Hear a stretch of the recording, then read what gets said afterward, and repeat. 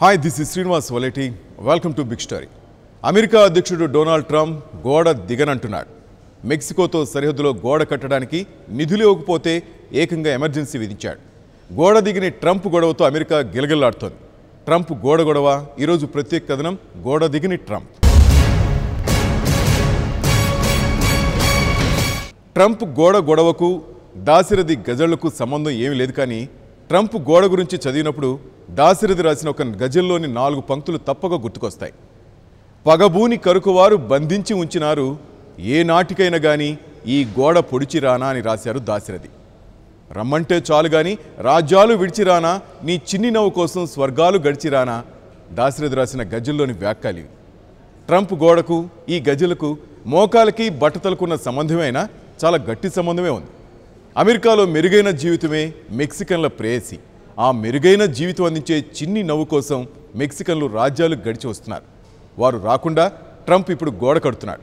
గోడ ఉంటే గోడ దూకాలనిపిస్తుంది. గోడ పొడిచిరానా అని మెక్సికన్లు మరోవైపు అంటున్నారు.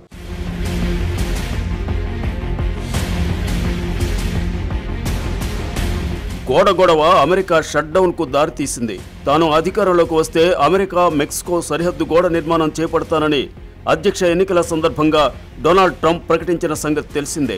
మెక్సికో నుంచి అమెరికాకు వలసలు నానాటికి పెరిగిపోతుండటంతో దీనికి అడ్డుకట్ట వేయాలంటే సరిహద్దు గోడ నిర్మాణమే మార్గమని ఆయన భావిస్తున్నారు.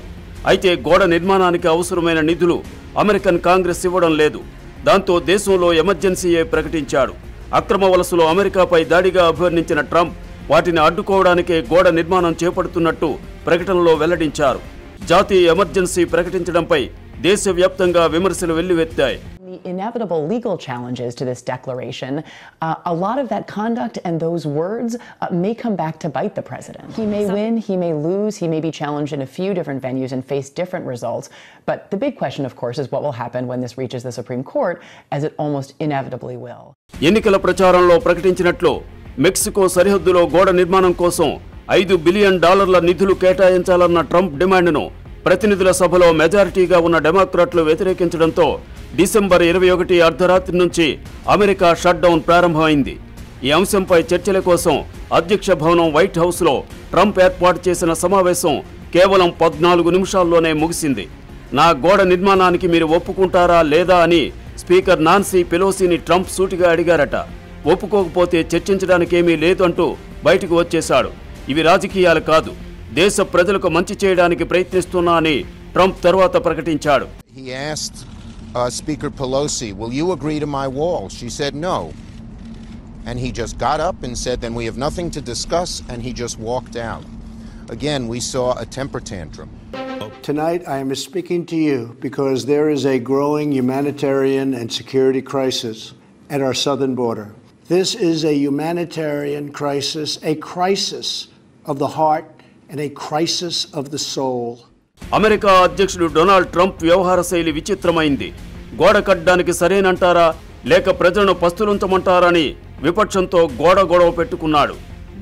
దేశం పాక్షికంగా స్తంభించిపోతే వ్యవస్థలన్నీ వరుసగా నిర్వీర్యమైపోతుంటే ఆయన మాత్రం తన అద్భుతమైన ఎత్తైన గోడ దిగనంటున్నాడు. అడ్డుగోడకు అవసరమైన $5 బిలియన్ మంజూరుకు సంబంధించి విపక్ష డెమోక్రాట్లతో పలు స్థాయిల్లో జరిగిన చర్చోపచర్చలు విఫలమై ప్రభుత్వం స్తంభించింది. మూతపడుతున్న ప్రభుత్వ శాఖలను తిరిగి తెరిపించేందుకు ప్రతినిధుల సభ నిధుల మంజూరుకు ఆమోదముద్ర వేసింది. బిల్లుకు అధ్యక్షుని ఆమోదం తప్పనిసరి కనుక ప్రతినిధుల సభ స్పీకర్తో అధ్యక్షుడి ముఖాముఖి సమావేశం ఏర్పాటైంది. బిల్లు మీద సంతకం చేస్తే గోడ కట్టడానికి అవసరమైన నిధులు ఇస్తారా అన్న ట్రంప్ ప్రశ్నకు నాన్సీ పెలోసి నో అనగానే మీతో మాట్లాడడం టైం వేస్ట్ అని ట్రంప్ చర్చల నుంచి బయటకు వచ్చేశారు. ఇస్తారా చస్తారా అంటున్న ట్రంప్ పద్ధతి చూసి ప్రతిపక్షాలు నివ్వెరపోతున్నాయి. Thousands of government workers didn't do anything. They work for the museums, they work for the parks, they work for the FBI, and they're the ones that are going to be punished. సరిహద్దు గొడవ అగ్రరాజ్యం అమెరికాకు ఇప్పుడు పెద్ద తలనొప్పిగా మారింది. ఆ దేశ ఆర్థిక వ్యవస్థను కుదేలు చేస్తోంది. ప్రభుత్వ పాక్షిక షట్ డౌన్ ప్రభావం కేవలం ఉద్యోగులకు పరిమితం కావడం లేదు. దేశవ్యాప్తంగా ఆర్థిక, రవాణా, భద్రత, వ్యవసాయం వంటి అన్ని రంగాలను తాకుతోంది. అమెరికాలో ప్రభుత్వం మూతపడడం ఇదే తొలిసారి కాదు. 1976 నుంచి ఇప్పటి వరకు 21 సార్లు ఇలా జరిగింది. సుదీర్ఘకాలం కొనసాగిన షట్ డౌన్ మాత్రం ఇదే. గతంలోనూ ప్రభుత్వం మూతపడినప్పుడు ఆర్థిక వ్యవస్థపై ప్రభావం పడింది. మునుపటితో పోలిస్తే ప్రతికూల ప్రభావం ఎక్కువగా ఉంటోందని ఆర్థిక నిపుణులు విశ్లేషిస్తున్నారు. షట్డౌన్ కారణంగా అమెరికా ఆర్థిక వ్యవస్థ నుంచి వారానికి సుమారు 8.400 కోట్ల సంపద ఆవిరవుతోందన్నది ఆర్థిక రంగ నిపుణుల అంచనా. But we also have a lot of problems that need to be fixed, and apparently this is the only way we can do it. Do you understand why it was necessary? I do. I think we got, representatives and senators and president that everybody needs to put their own personal differences aside and work for who sent them, and that's the American people. America విమానాశ్రయాల్లో ప్రయాణికులను తనిఖీ చేసే transportation security అడ్మినిస్ట్రేషన్లో వేతనాల చెల్లింపు లేకపోవడంతో ఉద్యోగులు చాలా మంది విధులకు గైరుహాజరవుతున్నారు. దీంతో విమానాశ్రయాల్లో తనిఖీలు ఆలస్యమవుతున్నాయి. ప్రయాణికులు గంటల కొద్దీ వేచి ఉండాల్సి వస్తోంది. Really low because they're worried about when they're going to get paid in addition to doing their duties. They're worried about how they're going to pay their next bills, how they're going to feed their family, what will happen what's going to happen with their health insurance. We work in one of the busiest airspaces in the country. We're being told to come to work. We don't know when we're going to be paid. Very frustrating. America అంతరిక్ష పరిశోధనా సంస్థ NASA, జాతీయ మహాసముద్ర వాతావరణ పరిశోధనా సంస్థ వంటి కీలక సంస్థల్లో పరిశోధనలు నిలిచిపోయాయి. శాస్త్రవేత్తలెవరూ సదస్సులకు హాజరవడం లేదు. దేశవ్యాప్తంగా 400 జాతీయ పార్కుల ద్వారా ఖజానాకు రోజుకు $18 మిలియన్ అందేవి. షట్డౌన్ కారణంగా జనం పార్కులకు వెళ్లట్లేదు. ఫెడరల్ ఉద్యోగుల్లో 20% మంది వాషింగ్టన్ డీసీ ప్రాంతంలోనే ఉంటారు. ప్రస్తుతం అక్కడి రెస్టారెంట్లు కస్టమర్లు లేక బోసిపోతున్నాయి. టాక్సీలు రోడ్డెక్కడం లేదు. ఎప్పుడూ రద్దీగా ఉండే రోడ్లన్నీ ఖాళీగా కనిపిస్తున్నాయి. చాలా మంది ఉద్యోగులు పూట గడవడం కోసం ఇంట్లోని సామాన్లను అమ్ముకుంటున్నారు. చైనాతో ట్రంప్ వాణిజ్య యుద్ధం కారణంగా ఇప్పటికే అమెరికాలో రైతులు చాలా ఇబ్బంది పడుతున్నారు. షట్డౌన్తో మూలిగే నక్కపై తాటిపండు పడ్డట్టయింది వారి పరిస్థితి. వారికి పరిహారాన్ని ఆపేశారు. షట్డౌన్ ప్రభావం పెళ్లిళ్లపై కూడా పడింది. రిజిస్ట్రేషన్ సేవలు నిలిచిపోవడంతో చాలా మంది వివాహాలను వాయిదా వేసుకున్నారు. Million Americans, obviously many of them low income and poor, and they've never been in a situation like this where it risked being cut off immediately. డెమోక్రాట్ల మద్దతు లేకుండా గోడ అసాధ్యమని ట్రంప్కు తెలుసు. ట్రంప్ ప్రతిపాదనకు సరేననుకుంటే ఆయన గోడ దిగడని, ఈ ప్రతిష్టంభన తొలగదని డెమోక్రాట్లకు తెలుసు. ఉభయులు దేశ శ్రేయస్సు పేరిట ప్రజలను శిక్షిస్తున్న విచిత్ర ఘట్టం ఇది. నేను చేస్తున్న పనికి గర్వపడుతున్నాను. నేను దీన్ని షట్డౌన్ అనను. ఇది దేశ ప్రజల ప్రయోజనాలు, భద్రత కోసం చేయాల్సిన విధి అని అంటానని కూడా ట్రంప్ చెప్పుకొచ్చారు. అధ్యక్షుడు దూకుడుగా వ్యవహరిస్తున్నారని డెమోక్రాట్లు విమర్శించారు. ప్రభుత్వం పాక్షికంగా స్తంభించిన తరువాత దాదాపు 8 లక్షల మంది ఫెడరల్ ఉద్యోగులకు వేతనాలు ఆగిపోయాయి. ప్రభుత్వం నడపాలనుకుంటే ముందు గోడ ఆలోచనను మీరు వదిలిపెట్టాల్సిందే. లేకుంటే ఏడాది గడిచినా ఈ బడ్జెట్ను సెనేట్ ఆమోదించదని సెనేట్లో డెమోక్రటిక్ నేత చెంక్ షుమర్ స్పష్టం చేశారు. వృధా ఖర్చులు పెడతామంటే తాము ఊరుకునేది లేదని ఆయన వ్యాఖ్యానించారు. ఇలా అమెరికా ప్రభుత్వం స్తంభించడం ఒకే సంవత్సరం 3 సార్లు జరిగింది. చివరకు ట్రంప్ బడ్జెట్ బిల్లుపై సంతకం చేయడంతో షట్డౌన్కు తెరపడింది. గోడ నిర్మాణానికి కావలసిన నిధుల ప్రణాళికతో పాటు ఇటీవల జరిగిన ప్రభుత్వ కార్యాలయాల షట్డౌన్ ఘటన పునరావృతం కాకుండా ఉండేలా ప్రతిపాదించిన బిల్లుపై ఆయన సంతకం చేశారు. కానీ గోడ నిర్మాణం కోసం అవసరమైన నిధులు పొందడానికి ఎమర్జెన్సీ విధించారు. Wealthy politicians build walls, fences, and gates around their homes. They don't build walls because they hate the people on the outside, but because they love the people on the inside. గోడ కట్టడానికి ఒప్పుకుంటారా లేదా అంటూ దాదాపు blackmail రాజకీయాలు నడుపుతున్నాడు Trump. ఈ బ్లాక్మెయిల్కు లొంగేది లేదంటున్నాయి ప్రతిపక్షాలు. అమెరికా గొడవ గురించి మరిన్ని వివరాలు. ట్రంప్ ఎమర్జెన్సీ వంటి తీవ్రమైన చర్య తీసుకోవడం ఎందుకంటే గోడ నిర్మాణానికి నిధులు కాంగ్రెస్ నుంచి దొరికేలా లేవు. కాబట్టి ఎమర్జెన్సీ విధిస్తే అధ్యక్షుడికి లభించే విశిష్ట అధికారాలతో ఫెడరల్ నిధులను గోడ కోసం ఉపయోగించవచ్చుంది ఆయన ఆలోచన.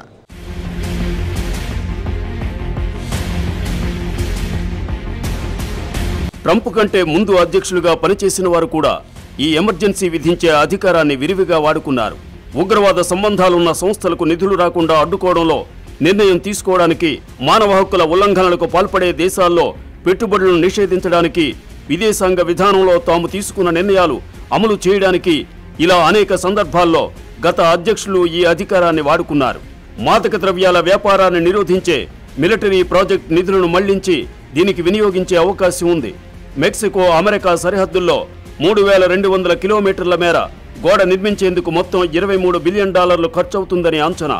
ట్రంప్ నిర్ణయానికి సెనేటర్ మెక్కెన్నెల్ మద్దతిస్తుండగా స్పీకర్ పెలోసి దీన్ని ప్రమాదకర చర్యగా అభివర్ణిస్తున్నారు. అత్యవసర పరిస్థితి విధించాలన్న ట్రంప్ నిర్ణయానికి వ్యతిరేకంగా రాష్ట్రాలు కోర్టును ఆశ్రయించాయి. కాలిఫోర్నియా నేతృత్వంలో 16 రాష్ట్రాలు కాలిఫోర్నియాలోని ఓ న్యాయస్థానంలో కేసు దాఖలు చేశాయి.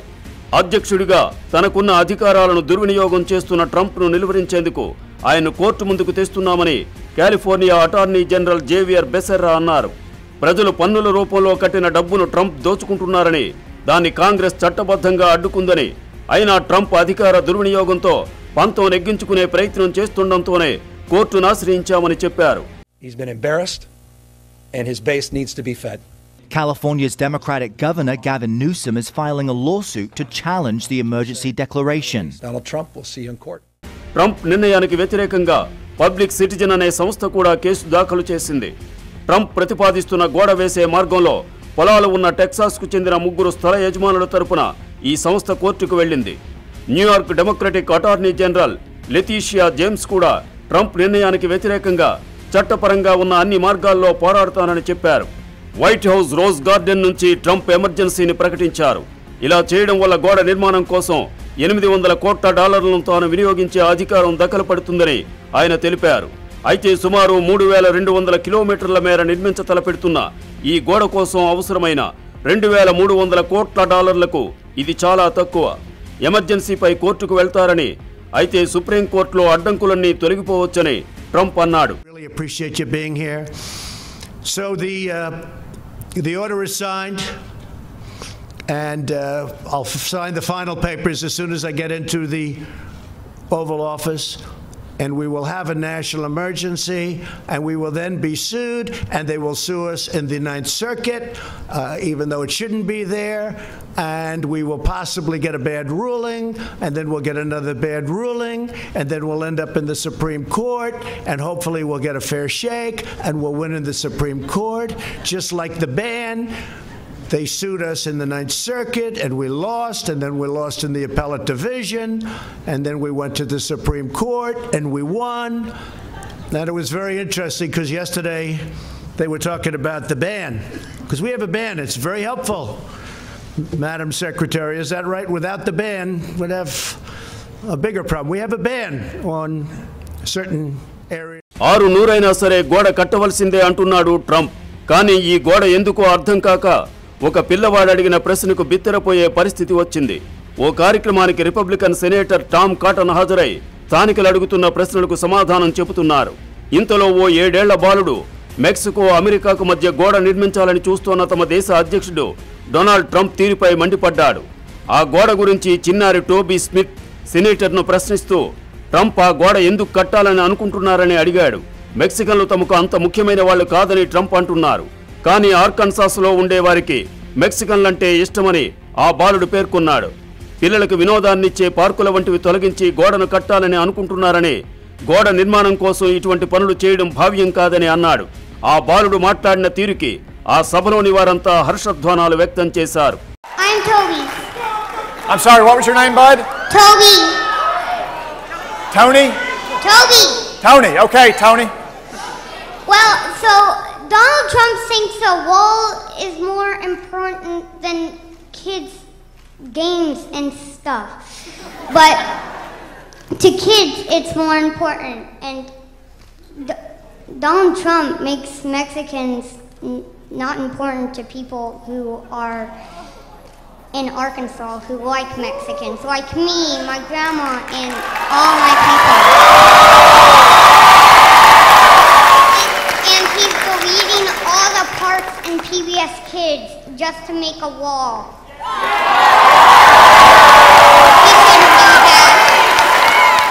ఇంకిపెల్లి సుబ్బిచావుకు వచ్చిందని మనకు ఒక సామెత ఎలాగూ ఉంది. ట్రంప్ గోడ ఇప్పుడు అరుదైన అడవి పిల్లుల చావుకు వచ్చింది. ఆరిజోనా ప్రాంతంలో చిరుతపులి చారలతో కనబడే అరుదైన అడవి పిల్లులు ఓసిలాట్స్ చాలా తక్కువగా ఉన్నాయి. లిల్ జెఫే అని వ్యవహరించే ఇవి చూడ్డానికి పెద్ద సైజు పిల్లుల్లా, చిన్న సైజు చిరుతుల్లా ఉంటాయి. సరిహద్దుల్లో గోడ నిర్మాణం జరిగితే వీటి మనుగడకు ముప్పు తప్పదని జంతు శాస్త్రజ్ఞులు హెచ్చరిస్తున్నారు. 2009 నుంచి ఇప్పటి వరకు ఈ జంతువులను 5 మాత్రమే కనుగొన్నారు. సాధారణంగా నార్త్, సౌత్ అమెరికా అడవుల్లో కనిపించే వీటిని వేటగాళ్లు చంపేస్తున్నారు. తమకన్నా పెద్దవైన జంతువులను సునాయాసంగా చంపగల ఈ ఓసిలాట్స్ క్రమంగా కనుమరుగవుతున్నాయి. ప్రభుత్వం ఈ జంతువులను అంతరించిపోతున్న జీవుల జాబితాలో చేర్చింది. అయితే హంటర్స్ దీన్ని పట్టించుకోవడం లేదు. ఈ అడవి పిల్లుల చర్మంతో చేసే కోటు ఒక్కొక్కటి $40,000 పలుకుతుందట. అందుకే వేటగాళ్ల దృష్టి వీటిపై పడుతోంది. అయినా గోడలో సరిహద్దులో మనుషులకే గాని జంతువులకు అర్థం కావు. అమెరికా అధ్యక్షుడు డొనాల్డ్ ట్రంప్ 2 ఏళ్ల పాలన విశ్లేషిస్తే విజయాల కన్నా వైఫల్యాలే ఎక్కువగా కనపడతాయి. రిపబ్లికన్ పార్టీలోనే ఈ మాటలు వినిపిస్తున్నాయి. 2016 నవంబర్ మొదటి వారంలో జరిగిన ఎన్నికల్లో డెమోక్రటిక్ పార్టీ అభ్యర్థి హిల్లరీ క్లింటన్ను ఓడించారు డొనాల్డ్ ట్రంప్. 2017 జనవరి 20న అగ్రరాజ్యం 45వ అధినేతగా అధికార పగ్గాలు అందుకున్నారు. అధ్యక్ష పదవికి ఉండాల్సిన హుందాతనం, సంయమనం, ఆచితూచి వ్యవహరించడం వంటి లక్షణాలు ఆయనలో మొచ్చుకైనా కనబడవు. తాను తీసుకునే ప్రతి నిర్ణయం అమెరికా ప్రయోజనాలకు మేలు చేస్తుందని చెబుతున్నప్పటికీ అంతిమంగా నష్టమే జరుగుతుందన్నది విశ్లేషకుల అభిప్రాయం. విపరీతమైన జాతీయవాదంతో అగ్రరాజ్య స్థాయిని తగ్గిస్తున్నారన్న అపవాదును మూటగట్టుకుంటున్నారు. ఏకపక్షంగా వ్యవహరిస్తూ కొత్త తలనొప్పులను తెచ్చుకుంటున్నారు. మిత్రులను సైతం దూరం చేసుకుంటున్నారు.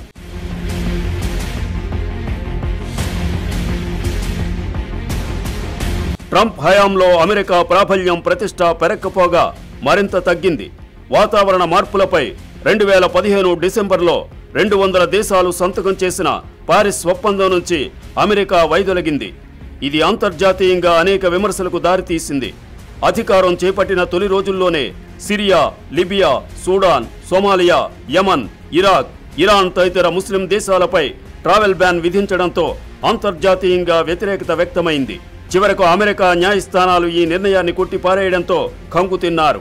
ఓ మతం పేరు చెప్పి నిషేధం విధించడం ప్రజాస్వామ్య దేశానికి ఎంత మాత్రం తగదని న్యాయస్థానాలు అక్షంతలు వేయడంతో ట్రంప్ దిగిరాక తప్పలేదు. మొన్నటిదాకా అమెరికా ఏకైక అగ్రరాజ్యంగా ఉండేది. గత 2 ఏళ్ల కాలంలో చైనా, రష్యాలు బలోపేతమై వివిధ విషయాల్లో అమెరికాను సవాల్ చేస్తున్నాయి. చైనా ప్రపంచంలో 2వ అతిపెద్ద ఆర్థిక వ్యవస్థగా ఎదిగింది. అమెరికా డాలర్ పెత్తనాన్ని ప్రశ్నిస్తోంది. సిరియా విషయంలో అమెరికా నిస్సహాయంగా మిగిలిపోయింది. అక్కడి అధ్యక్షుడు బషారుల్ అసద్ విషయంలో తల బొప్పి కట్టింది.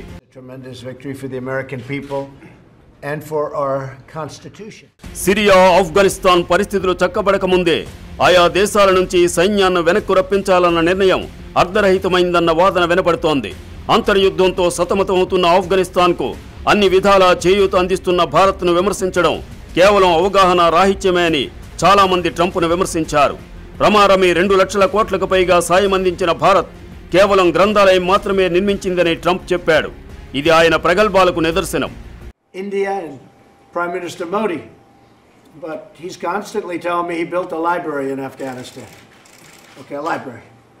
That's like, you know what that is? That's like 5 hours of what we spend. It's smart, and we're supposed to say, oh, thank you for the library. I don't know who's using it in Afghanistan, but it's one of those things. తాజాగా Latin America దేశమైన వెనుజులాలో ప్రతిపక్ష నాయకుడి ఆధ్వర్యంలో ఏర్పాటైన ప్రభుత్వాన్ని గుర్తించడం కూడా వివాదాస్పదమైంది. We want to restore Venezuelan democracy, and we believe that the Venezuelan military and its leadership have a vital role to play in this process. Visa నిబంధనలను కఠినతరం చేయడంతో భారత్ సాఫ్ట్వేర్ ఉద్యోగులకు అవకాశాలు తగ్గిపోయాయి. కఠినమైన ఆంక్షల కారణంగా ఎంతో మంది యువకులు అమెరికా గడప తొక్కలేకపోతున్నారు. అన్ని అమెరికన్లకే అన్న నినాదం వినడానికి బాగున్నప్పటికీ అమెరికా ప్రగతికి అవరోధంగా మారుతుందన్నది విశ్లేషకుల వాదన.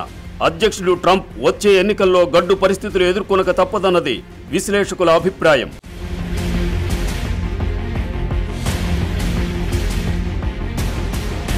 అమెరికా అమెరికన్లదే అనేది ట్రంప్ నినాదం.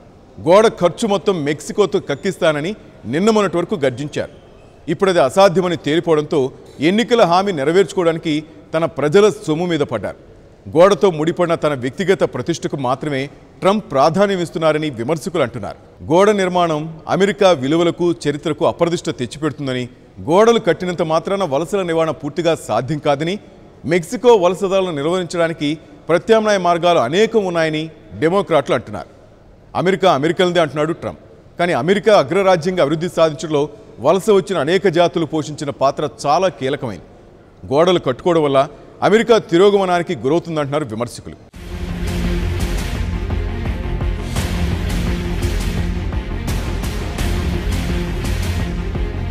అమెరికా అధ్యక్షుడు ట్రంప్, ఇంగ్లీష్లో ప్రముఖ కవి రాబర్ట్ ఫ్రాస్ట్ ఇద్దరికి గోడ పోలికలు ఉన్నాయా అనిపిస్తుంది. ఇద్దరు అమెరికన్లే. పెద్ద గోడ కడతానంటున్నాడు ట్రంప్. నాకన్నా గొప్పగా గోడ కట్టేవారెవరంటున్నాడు రాబర్ట్ ఫ్రాస్ట్ కూడా. మెండింగ్ వాల్ పేరుతో గొప్ప కవిత రాశాడు. ఇరుగు పొరుగు ఇద్దరు తమ మధ్యలోని గోడను రిపేరు చేసుకోవడం గురించిన కవిత అది. Good fences make a good neighbour అన్నాడు ఫ్రాస్ట్. గోడలుంటేనే ఇరుగు పొరుగు బాగుంటారని ఆయన అభిప్రాయం. ట్రంప్ కూడా అలాంటి మాటలే అంటున్నాడు. ఏ nation without borders is not a nation అన్నాడు. రాబర్ట్ ఫ్రాస్ట్ కవిత రాసి సరిపెట్టుకున్నాడు. ట్రంప్ గోడ కట్టి కాని వదలనంటున్నాడు. కానీ గోడ కట్టిన తరువాత దానికి అప్పుడప్పుడు రిపేర్లు కూడా తప్పవు. ఆ రిపేర్ల గురించే రాబర్ట్ ఫ్రాస్ట్ రాశాడు. గోడకు రిపేర్లు చేసేప్పుడైనా పొరుగువాడితో కలిసి మాట్లాడుకోవచ్చు.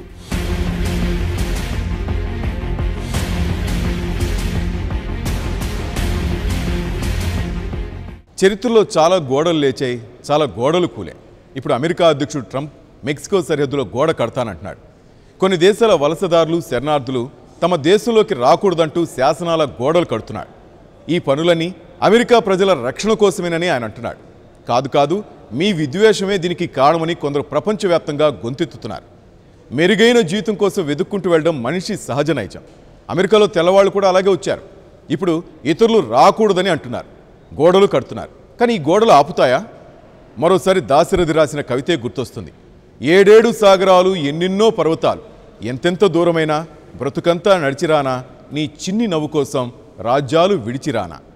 మెరుగైన జీవితం చిరునవ్వుతో పిలుస్తుంటే గోడలు ఆపుతాయా? ఇది ఈరోజు బిగ్ స్టోరీ. రేపు మరో కథనంతో మళ్ళీ కలుసుకుందాం. Keep watching 99 TV.